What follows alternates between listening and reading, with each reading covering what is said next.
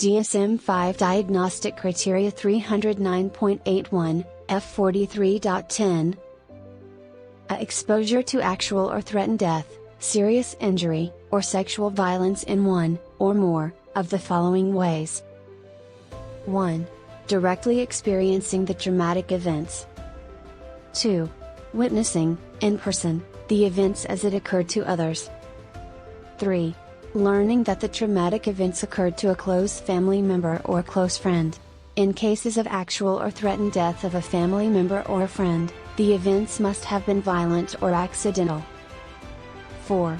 Experiencing repeated or extreme exposure to aversive details of the traumatic events, for example, first responders collecting human remains, police officers repeatedly exposed to details of child abuse.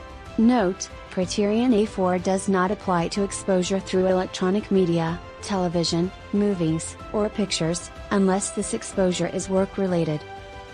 B. Presence of one, or more, of the following intrusion symptoms associated with the traumatic events, beginning after the traumatic events occurred. 1. Recurrent, involuntary, and intrusive distressing memories of the traumatic events. Note, in children older than 6 years, repetitive play may occur in which themes or aspects of the traumatic events are expressed. 2.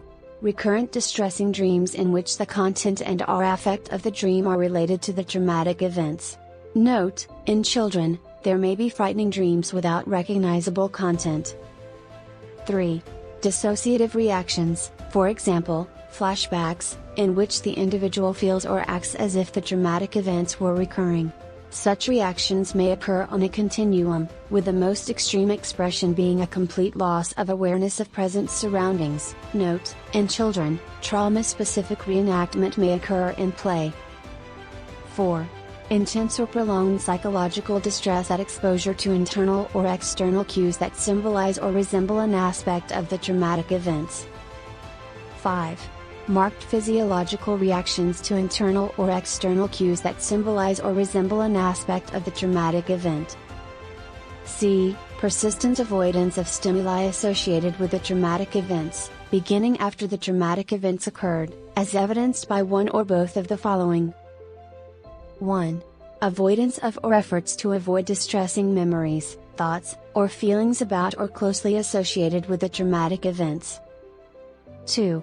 Avoidance of or efforts to avoid external reminders, people, places, conversations, activities, objects, situations, that arouse distressing memories, thoughts, or feelings about or closely associated with the traumatic events. D. Negative alterations in cognitions and mood associated with the traumatic events, beginning or worsening after the traumatic events occurred, as evidenced by two, or more, of the following. 1.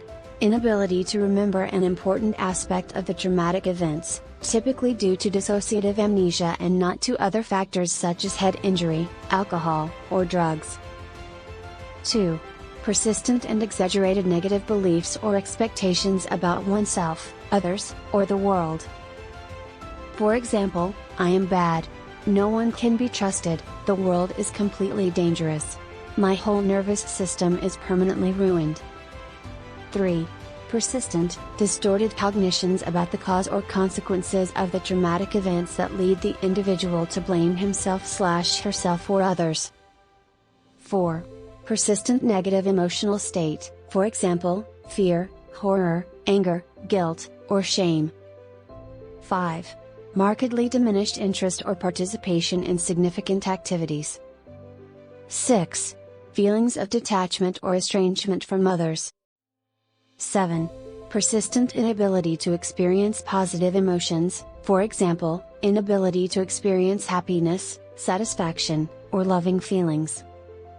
E. Marked alterations in arousal and reactivity associated with the traumatic events, beginning or worsening after the traumatic events occurred, as evidenced by two, or more, of the following. 1.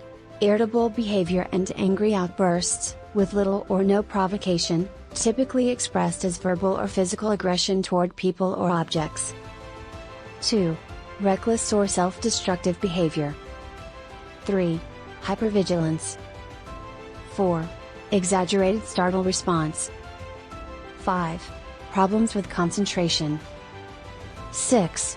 Sleep disturbance, for example, difficulty falling or staying asleep or restless sleep. F. Duration of the disturbance, criteria B, C, D, and E, is more than 1 month.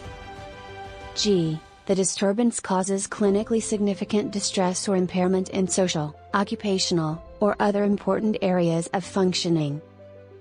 H. The disturbance is not attributable to the physiological effects of a substance, for example, medication, alcohol, or another medical condition.